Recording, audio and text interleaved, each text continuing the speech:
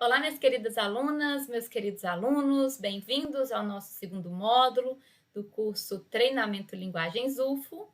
E nessa primeira aula nós vamos falar sobre esse romance incrível da Alice Walker, A Cor Púrpura. Eu tenho certeza que a maioria dos pré-vestibulandos adoraram a leitura desse romance e, independente ou não de vestibular, é um livro necessário para nós discutirmos questões muito importantes, como empoderamento negro, feminismo negro, violência contra a mulher, processo de escravização, a questão da diáspora, da ancestralidade. Então, é um livro com eixo temático muito rico e necessário para as nossas questões brasileiras também.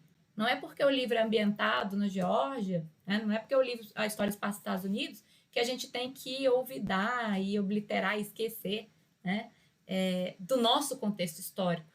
Tá? Então, nós precisamos discutir, sim, a questão do feminismo negro, as heranças de um racismo. Nós temos, sim, um Brasil com racismo estrutural, embora os brasileiros neguem, até uma pesquisa da Lilia Schwartz, que ela vai dizer que o Brasil é um país de racismo sem racistas. Porque quando se perguntar, você é racista? Não, não, de jeito nenhum. Ah, mas você conhece alguém racista? Ah, aí começa a apontar, né? Fulano. Enfim, então esse livro ele é imprescindível para essas discussões também. Vamos falar um pouquinho da própria autora, porque a autora em si já é um próprio repertório sociocultural, né? A biografia da Alice é uma biografia incrível. Então, deixa eu passar rapidinho para vocês. Ela nasceu na Geórgia, filha de agricultores.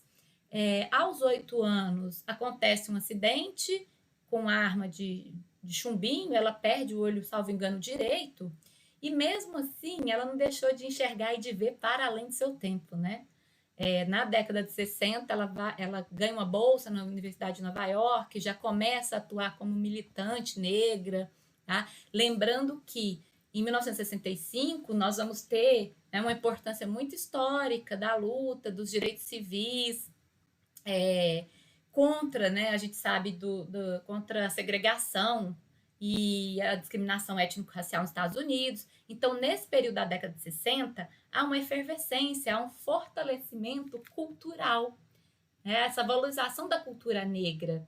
E não sei se vocês sabem, mas nesse período surge o Harlem Renaissance. Já ouviram falar do Harlem, né? Do bairro do Harlem, que é o maior centro comercial e habitacional de negros nos Estados Unidos, em Manhattan. Mas nós temos que entender o que foi esse movimento do Harlem Renaissance. Foi justamente a mistura de prosa com poesia, com arte, com música. E é nesse momento que vai surgir com toda força o jazz e o blues, que vai elevar a arte negra para uma categoria mundializada.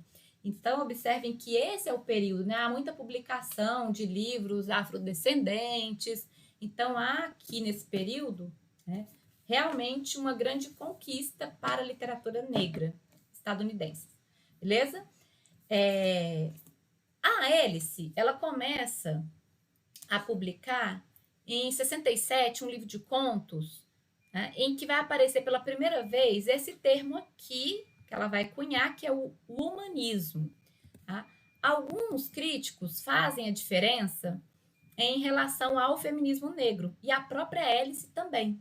Ela dizia que o humanismo não é o feminismo negro, é o mulherismo, porque a própria condição negra já é inerente ao lugar de fala dela. Então, ela não precisava se reafirmar como um feminismo negro, que essa ideia já estava dentro do humanismo, que ela quer ampliar para uma questão transcendental, independente de raça, sexo, religião. É como se fosse quase que um movimento ali de espiritualização. A Alice tinha uma fala interessante que ela dizia assim, que o humanismo, que a mulher humanista negra, ela ama a mulher humanista negra, independente, seja sexualmente ou não. Então, quando a gente pensa, por exemplo, no romance, na relação homoafetiva da Shug Avery, com a Cilly, nós temos ali uma relação humanista, porque a gente sabe que a Shug também se relacionava com o senhor e depois ela vai arrumar um amante. Então, isso é o humanismo, porque vai ser muito importante esse relacionamento ali, essa passagem do romance, porque a Shug vai conseguir empoderar a Cilly, né? Trabalhar no processo de empoderamento, de autodescoberta, de afirmação de uma identidade. Então, é nessa perspectiva o humanismo. E a Alice também vai dizer que o humanismo pode ser de uma mulher negra em relação a um homem, né? E aí a gente pensa na Sophie no Arpo. Perceberam como é a ideia do humanismo? Algumas feministas negras, por exemplo, a Bell Hooks, ela vai criticar essa ideia da Alice, porque ela falou assim, olha, ela perdeu a oportunidade, né, de falar de raça, sexo e classe. Então, essa perspectiva mais transcendental aí do humanismo, né, segundo a Bell Hooks, eu vou até trazer as palavras dela aqui, ela vai dizer o seguinte: Walker produziu uma ficção em que uma mulher negra oprimida pôde experimentar autodesenvolvimento sem um processo dialético, sem esforço político coletivo, sem mudanças radicais na sociedade. Então, como eu falei para vocês, né, perdeu a oportunidade de explorar as 3 vias relacionadas à violência, né, contra a mulher negra, raça, né, raça, gênero e classe. E o final ali, as feministas negras, elas acham que o final é muito utópico, né? Essa libertação da protagonista, o perdão ali na cena com o Albert, a Cilly não é uma santa e o Albert também não é um demônio. Então, desagrada um pouquinho algumas, né, feministas negras, mas aos defensores também, né? De que sim, independente de humanismo, há um feminismo negro na cor púrpura, e aí eu trago para vocês as palavras do Ojo Adi, O-J-O Adi, né? Ifen Adi. Ele vai dizer o seguinte, uma escritora que fez um esforço para tratar o feminismo. Se alguém insistisse na palavra negro como um aspecto da experiência negra, foi Alice Walker.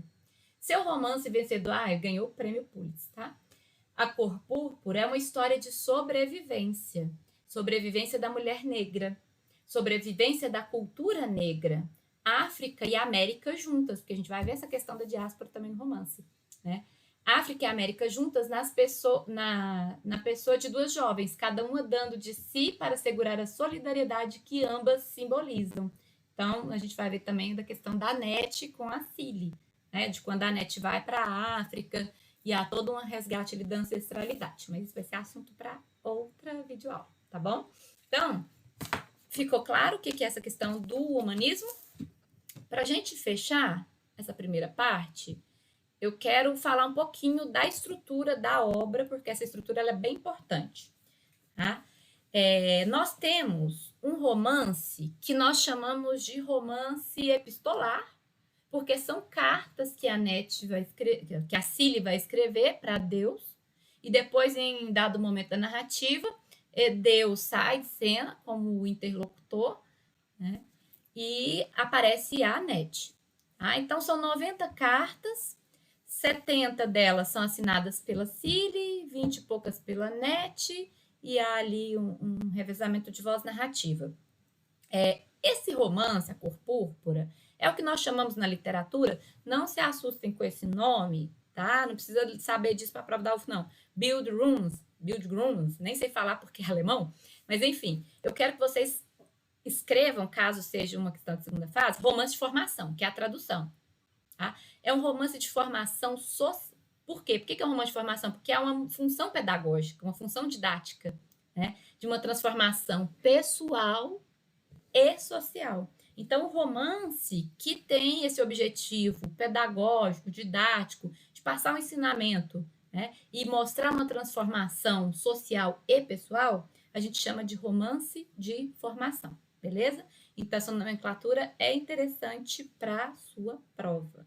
Tá? Numa questão, por exemplo, de segunda fase, né, você mostra para o corretor ali que você domina a nomenclatura, beleza? Atenção, o que vocês têm que tomar atenção, cuidado aqui, tá? Essas 2 vozes, né? Então, como eu falei, a Cilly. Dani, por que você está falando Cilly? Eu não posso falar Celi, tá?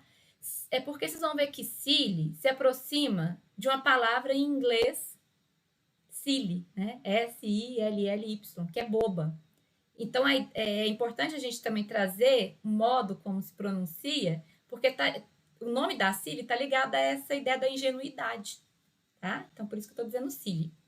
E com a Anete ali, tá? Por meio dessas vozes narrativas.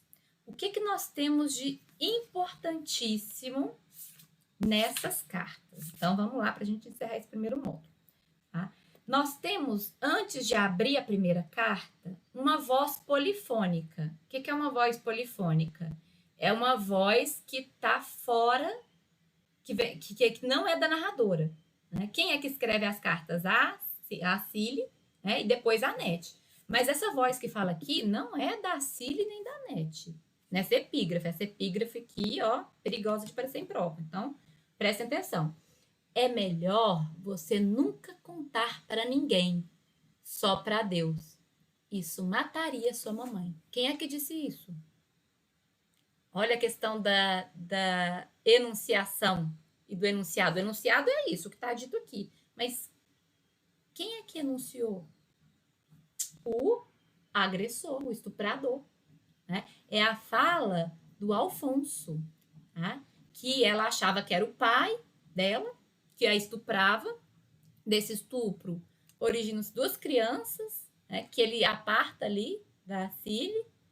E, gente, ela tem 14 anos quando ela começa a escrever essas cartas. Tá? E ela acha que essas crianças morreram. E eu já vou contar tudo. Quem não leu já tem que saber dessa história. Ao final da narrativa, ao reencontro com os filhos que ela achava ter perdido. Tá?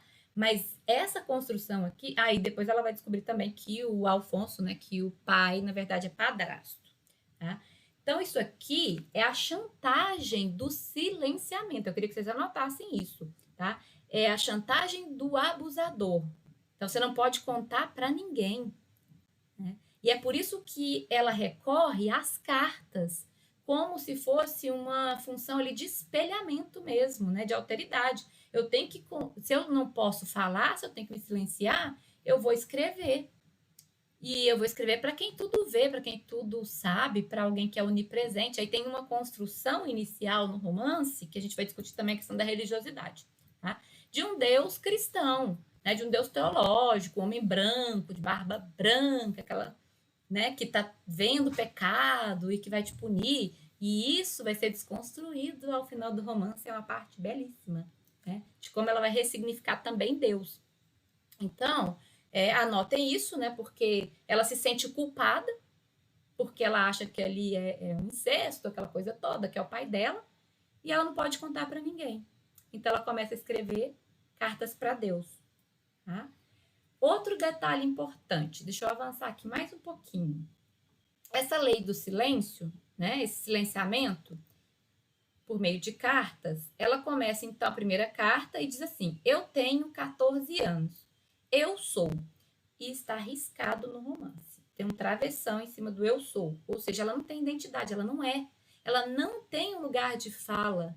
Né? O lugar de fala é do Senhor, é do homem. Né? Então, percebam que isso também é muito importante, porque esse travessão, né, cortando a identidade dela, mostra que quem vai falar, quem é que tem o lugar de fala, quem é que manda, é o homem. Né? É o Senhor, é o marido, tá? Então, na próxima aula, a gente vai conhecer um pouquinho das personagens e nós vamos falar mais da estrutura, né? Por que há tanta questão da oralidade, tá? E vejo vocês daqui a pouco. Até a próxima videoaula.